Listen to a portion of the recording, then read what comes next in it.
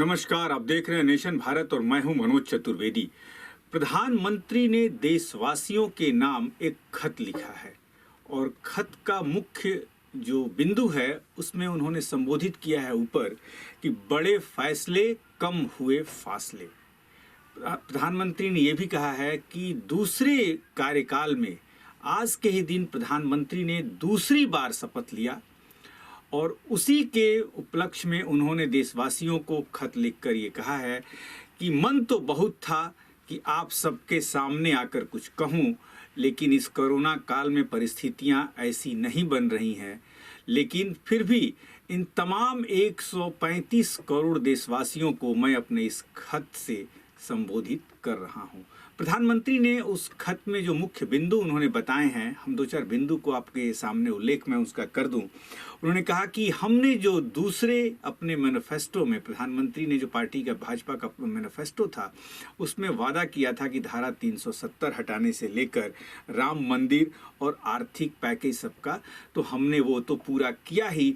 लेकिन इसी बीच कोरोना का जो ये लॉकडाउन आ गया, कोरोना का ये जो काल आ गया, इसमें जो 20 लाख करोड़ रुपए का पैकेज सरकार ने दिया है उससे मैं और उसके संसाधन के रूप में जो यूज होगा, वो जो प्रयोग होगा, वो एक नया भारत बन के उभरेगा।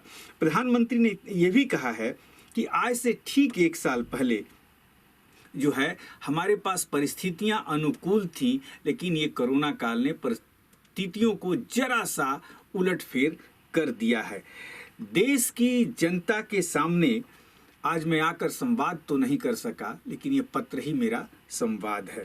उन्होंने एक बात और कही है कि हम जो सबसे बड़ी बात कही है कि हम आगे बदलेंगे, हम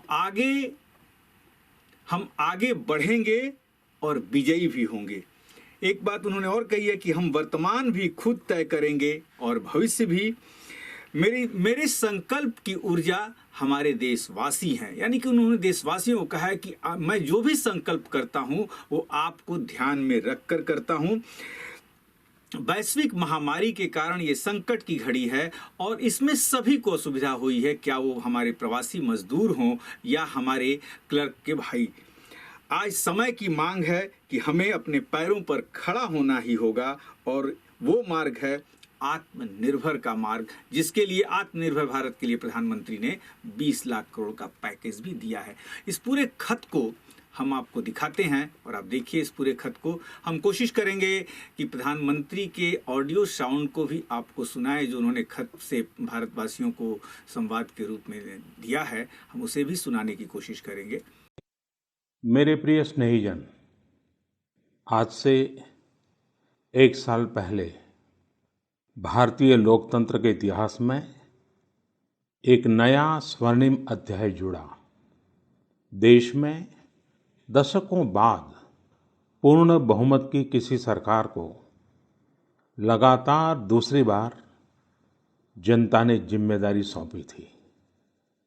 इस अध्याय को रचने में आपकी बहुत बड़ी भूमिका रही है।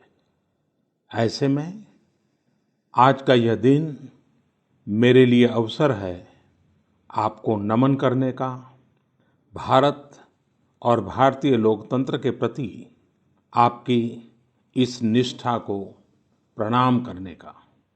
यदि सामान्य स्थिति होती तो मुझे आपके बीच आकर आपके दर्शन का सौभाग्य मिलता, लेकिन वैश्विक महामारी कोरोना की वजह से जो परिस्थितियां बनी हैं, उन परिस्थितियों में इस पत्र के द्वारा आपके चरणों में प्रणाम करने और आपका आशीर्वाद लेने आया हूं। बीते वर्ष में आपके स्नेह, शुभाशीष और आपके सक्रिय सहयोग ने मुझे निरंतर एक नई ऊर्जा, नई प्रेरणा दी है। इस दौरान आपने लोकतंत्र की जिस सामूहिक शक्ति के दर्शन कराए, वह आज पूरे विश्व के लिए एक मिसाल बन चुकी है। 6 साल पहले वर्ष 2014 में आपने, देश की जनता ने, देश में एक बड़े परिवर्तन के लिए वोट किया था। देश की नीति और रीति बदलने के लिए वोट किया था। उन 5 वर्षों में देश ने व्यवस्थाओं को जड़ता और भ्रष्टाचार के दलदल से बाहर निकलते हुए देखा है। उन 5 वर्षों में देश ने अंत्योदय की भावना के साथ गरीबों का जीवन आसान बनाने के लिए गवर्नेंस को परिवर्तित होते देखा है। नेशन भारत चैनल को आप सब्सक्राइब कीजिए, लाइक कीजिए और कोई सलाह हो तो हमें अवश्य लिखें।